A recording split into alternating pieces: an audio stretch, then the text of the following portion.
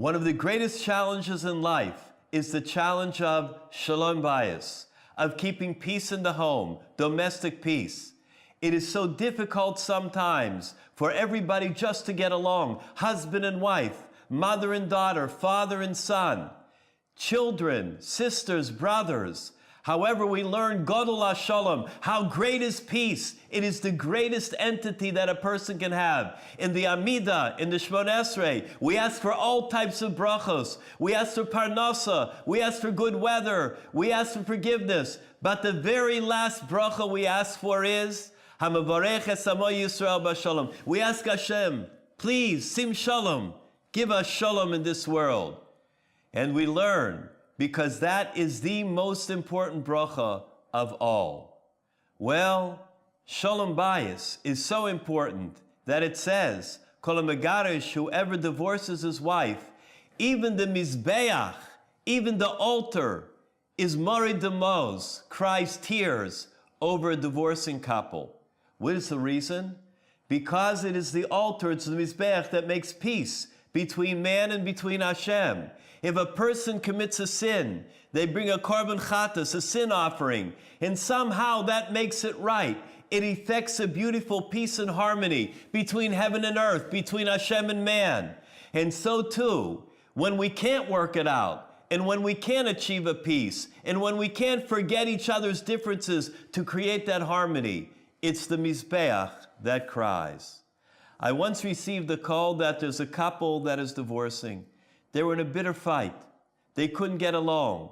And they were dividing up the presents that they had received from each other over the course of the months that they were married. However, they wouldn't trust anybody to have those presents and to return the gifts fairly. However, they both decided that they would trust me. So there was a certain hour that was made up that first the wife was going to come here and to deposit all the gifts in my own home with me.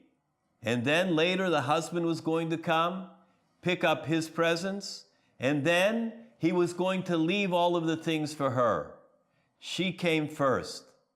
A young mother, young woman comes in with all the gifts, and she puts all the gifts on the table. I never saw anything like it. On my desk, there was a pile of everything, all the things that he gave to her.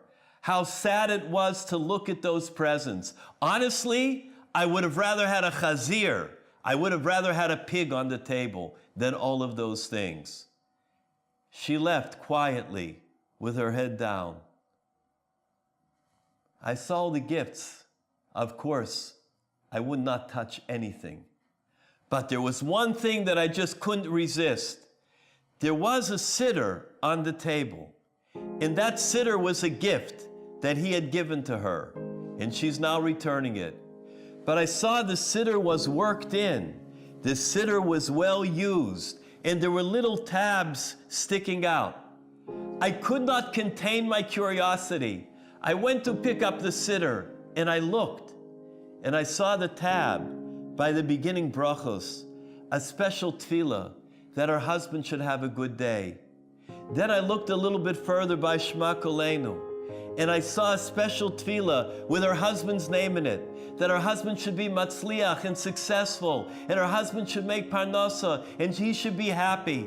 And then I looked by the Eishes Chayil, and she had another little tab, that she should be a good wife, that she should always find chen in the eyes of her husband, that she should do all of the things that will make him happy, that will make him proud. And in benching, by Birchas Hamazon, a special harachamon for her husband. And I began to look at them, and I saw by each of the handwritten notes, they were smudged because it were teardrops that had made them, the ink on it, run. I couldn't believe what I had on the desk. Well, about an hour and a half later, the husband comes in, and he's ready to put all of his belongings, all the things that he got from her on the table, and to take all the gifts that he had given to her off. And I said to him, would you mind if you just wait 1 minute? He said, yes. What is it, Rav? What can I do, Rabbi? I said, could you sit down in the chair for a minute? I would like to show you one gift. I want you to take a look at it. Just take 1 minute. He says, okay, okay. He sat down. I said, I want you to take a look at this siddur. And I want you to take a look at every tab and every handwritten note in the siddur. He sat down and he began to look at it. Be'iyun Rav. Boy, did he look at that siddur. I walked out of the study and I left him alone. About 15 minutes later, I went back in. His head was in his hands and he was crying tears. I sat down with him and I put my arm around him. He looked at me and he said, Rav, I never knew this is the way she felt. I never knew these were all the tefillas that she said for me.